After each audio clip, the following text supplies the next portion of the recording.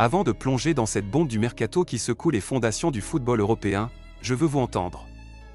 Veuillez écrire votre NOM et votre ville dans la section des commentaires dès maintenant afin que je puisse voir d'où notre incroyable communauté nous regarde. De plus, si vous voulez rester à la pointe de l'actualité avec les plus grandes nouvelles du football, cliquez sur le bouton j'aime et abonnez-vous dès maintenant. Aujourd'hui, nous parlons d'un transfert que personne n'avait vu venir. Caio Henrique, le brillant latéral gauche brésilien, est sur le point de quitter l'AS Monaco pour rejoindre le légendaire Ajax. Mais il ne s'agit pas d'un simple transfert, c'est une histoire de guerre interne, de désespoir tactique et d'un pari calculé pour retrouver une place en équipe nationale du Brésil. Nous parlons d'une opération pouvant atteindre 14 millions d'euros, qui a laissé l'un des entraîneurs les plus prometteurs du monde, Filipe Luís, complètement dévasté. Imaginez être entraîneur, ancien arrière-gauche de classe mondiale, et voir la pierre angulaire de votre système tactique décider de faire ses valises malgré vos supplications personnelles. C'est exactement ce qui se passe actuellement dans la principauté de Monaco. Les documents sont en cours d'échange, le feu vert a été donné et le monde du football attend l'annonce officielle qui pourrait changer la trajectoire de carrière de l'un des joueurs brésiliens les plus réguliers évoluant en Europe. Parlons maintenant de l'homme qui a tenté d'empêcher ce départ à tout prix, Filipe Luís.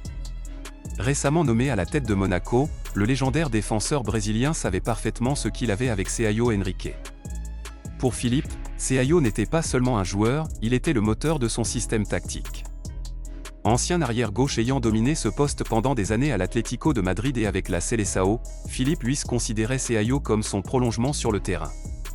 Des informations provenant du vestiaire suggèrent que l'entraîneur a tout fait humainement possible pour convaincre le joueur de rester. Il lui a présenté des projets tactiques, lui a parlé de l'importance de la stabilité et a même fait appel à leur histoire commune en tant que défenseur brésilien. Filipe Luís considérait Caio comme « intouchable » pour sa première saison. Il croyait qu'avec Caio sur son couloir, Monaco pourrait enfin lutter pour le titre de Ligue 1 et réaliser un grand parcours européen. Mais malgré toute la pression émotionnelle et professionnelle exercée par son mentor, Caio Henrique avait déjà pris sa décision. Cela a créé une fracture importante en coulisses, la direction voyait la logique financière de la vente, tandis que l'entraîneur ne voyait qu'un énorme vide dans son 11 de départ. La résistance était réelle, la tension élevée, mais au final, le désir du joueur de relever un nouveau défi a été plus fort que les supplications désespérées de son entraîneur. Pourquoi Monaco vendrait-il un joueur aussi essentiel? Tout se résume aux chiffres. L'accord est structuré autour d'un montant fixe de 10 millions d'euros, auquel s'ajoutent 4 millions d'euros de bonus liés aux performances. Pour un joueur de la qualité de Caio Henrique, certains diront qu'il s'agit d'une affaire, mais il y a un détail important, le joueur de 28 ans n'a plus qu'un an de contrat, qui expire en juin 2027. Le conseil d'administration de Monaco faisait face à un scénario cauchemardesque, le conserver une année supplémentaire contre sa volonté et risquer de le perdre gratuitement l'été prochain, ou profiter immédiatement de sa valeur marchande encore élevée. D'un point de vue économique, la décision était claire. Le club a sécurisé un total de 14 millions d'euros pour un joueur qui aurait pu partir libre.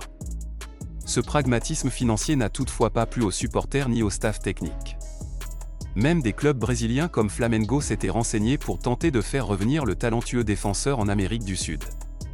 Mais Caio Henrique n'avait aucune intention de retourner au Brésil pour le moment. Il savait que, s'il voulait à nouveau porter le maillot jaune de la Seleção, il devait rester sous les projecteurs européens, et l'Ajax lui offrait la scène idéale pour prouver sa valeur au sélectionneur une bonne fois pour toutes. Alors, pourquoi l'Ajax? C'est là que l'histoire devient vraie. L'Ajax est en pleine reconstruction et souhaite faire de Caio Henrique le leader expérimenté d'un groupe rempli de jeunes talents. L'opportunité d'évoluer en Eredivisie, un championnat réputé pour son football offensif, ainsi que le prestige de porter le maillot de l'Ajax, était tout simplement impossible à refuser. Caio considère ce transfert comme son « billet d'or » pour retrouver l'équipe nationale brésilienne. Il est convaincu qu'en dominant aux Pays-Bas et en démontrant sa polyvalence dans un système de pressing intense, il deviendra impossible à ignorer pour les sélectionneurs. L'attrait de la Johan Cruyff Arena et la philosophie tactique de Michel Sanchez ont été les derniers clous du cercueil des espoirs de Monaco de le conserver.